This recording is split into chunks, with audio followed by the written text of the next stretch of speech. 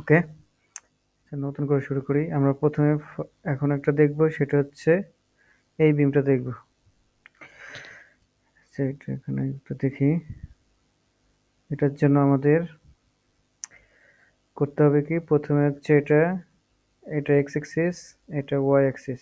So x বরাবর কয়টা আমাদের গ্রিড আছে আর ওয়াই বরাবর কয়টা গ্রিড আছে। ওয়াই বরাবর তো কোনো গ্রিড নাই, এক্স বরাবর কয়টা আছে সেটা দেখতে হবে। যেমন এটা একটা বিম, আমরা ভাবতে পারি একটা গ্রিড নিলে তো হবে, মানে এবার তিনটা সাপোর্ট আছে, তিনটা গ্রিড নিলে হবে। আসলে না, কারণ হচ্ছে এটা আমরা এসএফটি বিএমডি আঁকানোর সময় যেমন লাইন টানতাম, ঠিক অতগুলো লাইনই আমাদের এখানে লাগবে, কারণ আমাদের লোডগুলো বসাতে হবে।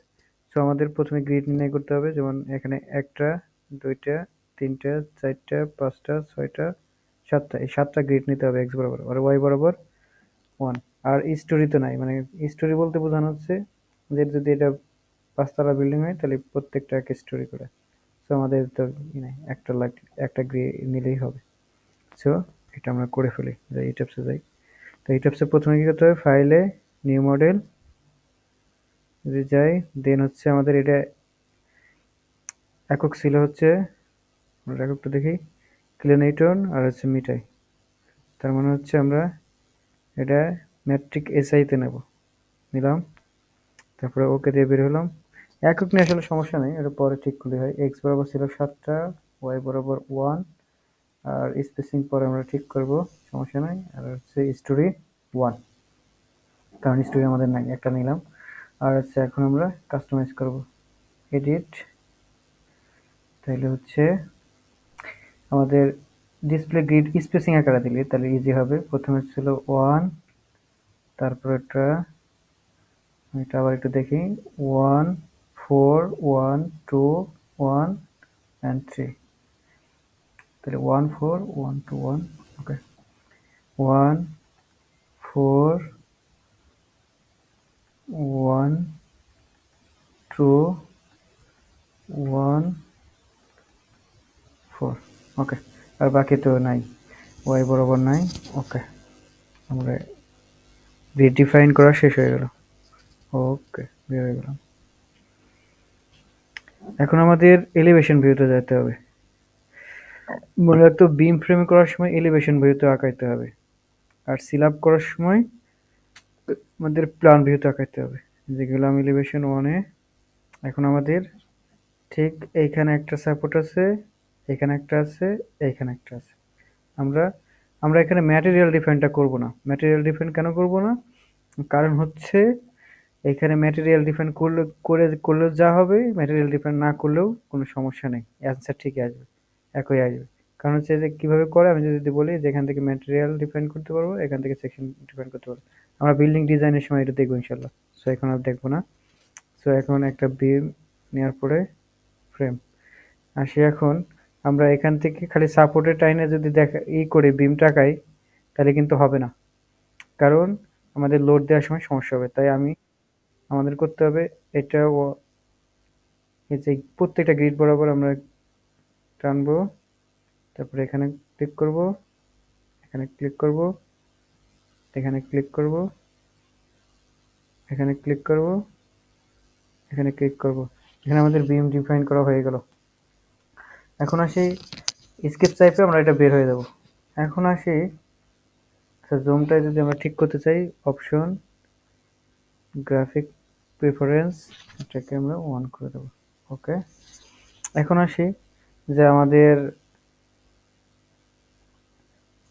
কি করতে হবে। এখন হচ্ছে আমাদের কোথায় কোথায় সাপোর্ট আছে সেখানে ক্লিক করে এখানে সাপোর্ট বসাই দিতে হবে। যেমন এখানে একটা সাপোর্ট আছে, এখানে একটা আছে, এখানে একটা।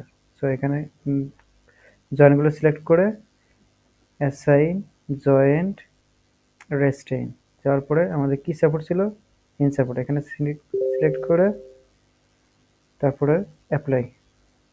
অ্যাপ্লাই দিলে আমাদের হয়ে গেল সাপোর্ট অ্যাসাইন করা। সো এখন আমরা লোডগুলো অ্যাসাইন করব। সো এখান থেকে এই পর্যন্ত আমরা যদি দেখি কিভাবে লোডটা ছিল, এখান থেকে ঠিক এই পর্যন্ত সেটা ছিল ইউনিফর্মলি ডিস্ট্রিবিউটেড আকারে লোড। আচ্ছা, দেখি এখন আমাদের কিভাবে এটা দেওয়া যায়। ওকে, তাহলে আমরা এটা ক্লিক করি, এটা ক্লিক করি, কারণ এই পর্যন্ত, এই টোটাল পর্যন্ত ছিল হচ্ছে ইউনিফর্মলি ডিস্ট্রিবিউটেড লোড। তাই অ্যাসাইন এটা হচ্ছে ফ্রেম লোড ডিস্ট্রিবিউট আকারে যাবে। ডিস্ট্রিবিউট, এটা কি আকার লোড দেবো? Live load. এবং এটা ইউনিফর্ম, এই যেখানে লেখা আছে ইউনিফর্ম লোড, ঠিক আছে। আর বাকিগুলো জিরো থাকবে, এই যে ট্রাপিজয়েডাল লোড। আর এটা গ্র্যাভিটি আকারে নিচের দিকে দেবো। ওকে, তাহলে আমাদের কত লোড ছিল? এই যে কিলোনিউটন পার মিটার, এককটা আমরা ঠিক আগেই বসাইছি, তাহলে হচ্ছে 4 কিলোনিউটন পার মিটার, 4। তাহলে আমরা এখানে 4 বসাই দেবো, 4। তারপরে অ্যাপ্লাই দেবো, আমরা দেখতে পাইতেছি এখানে বসে গেছে 4 কিলোনিউটন পার মিটার। ওকে, তারপর আমরা ওকে দিয়ে বের হয়ে যাব। তারপরে দেখি লোড কিভাবে আসছে।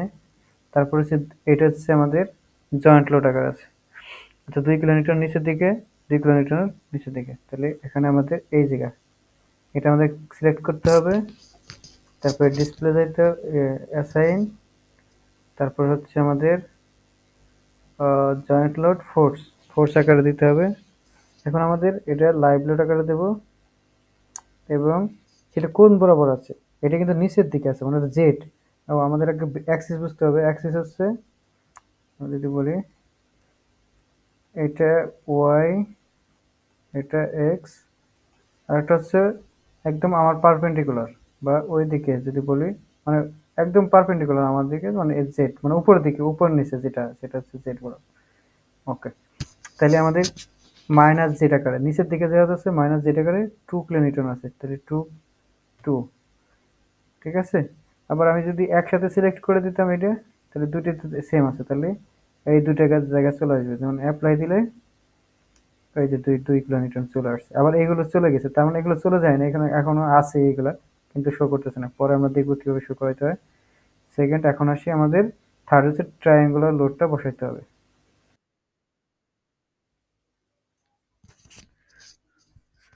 ওকে, এখন আমরা দেখব যে কিভাবে ট্রায়াঙ্গুলার লোডটা বসাতে পারি। এই ট্রায়াঙ্গুলারটা, আচ্ছা দুটো ওয়েতেই আমি দেখাবো। ওকে, একটা হচ্ছে আমরা প্রথমে সিলেক্ট করি অ্যাসাইন ফ্রেম লোড ডিস্ট্রিবিউটেড। এখন আমাদের সিক্সটা আছে কোথায়? এখানে যদি আগেই বসে রাখছি, এরকম থাকবে। তাই আমরা আমাদের 6 কিলোনিউটন পার মিটার আছে কি একদম ডানে। আর ইটিএফ তার ডিস্টেন্স মেজার করে এখান থেকে, মানে লেফট সাইড থেকে, তারপরে এদিকে যাবে। অর্থাৎ আমাদের লাস্টে হচ্ছে 6 কিলোমিটার আছে, আর এখানে জিরো আছে। তাই আমরা যদি সিম্পলি এরকমই থাকবে, জাস্ট এখানে 6 দেই আর বাকিগুলা জিরো করে দিই, তাহলে কিন্তু আমাদের চলে আসবে। এত এইভাবে দিলেই অ্যাপ্লাই করি, জাস্ট সো এই যে আমাদের লোডটা চলে আসছে ডান দিকে 6। অর্থাৎ আমরা লাস্টে 6 দেবো, এখানে কিন্তু প্রথমের দিকে দেবো না।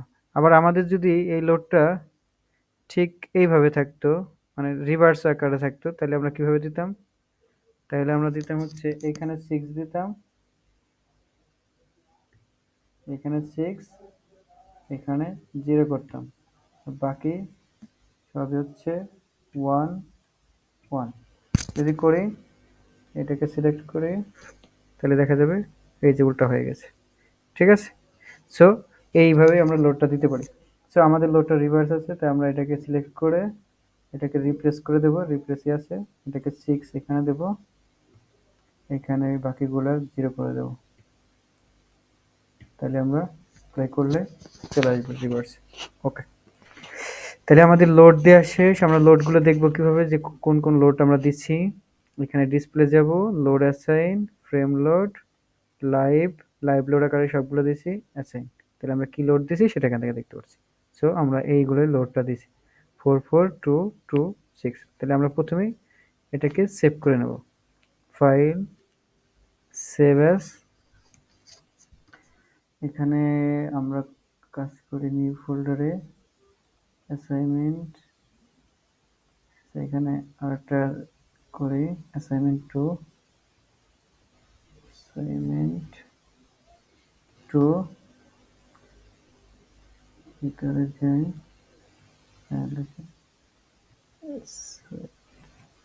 Assignment 2 save.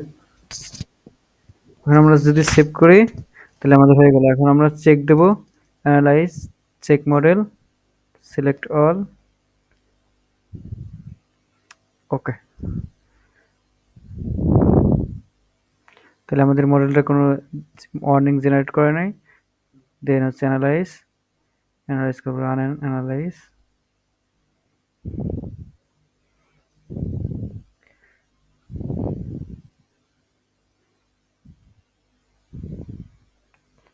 তাহলে আমাদের অ্যানালাইসিসটা শেষ হয়ে গেল, হয় না এখনো। এই যে অ্যানালাইজ শেষ হয়ে গেছে। তাহলে এখন আমরা যদি এসএফটি বিএমডি দেখি বা প্রথমে রিয়াকশন দেখি, যেমন এখানে রিয়াকশনে ক্লিক করি, লাইভ লোডের জন্য দেখবো লাইভ লোড, তারপরে এফজেড বরাবর অ্যাপ্লাই। তাহলে আমাদের এই যে এটা আছে 13 আর হচ্ছে 12 আর হচ্ছে 0.46। এখন আমরা দেখি যে এগুলো আমাদের সাথে মিলছে কিনা।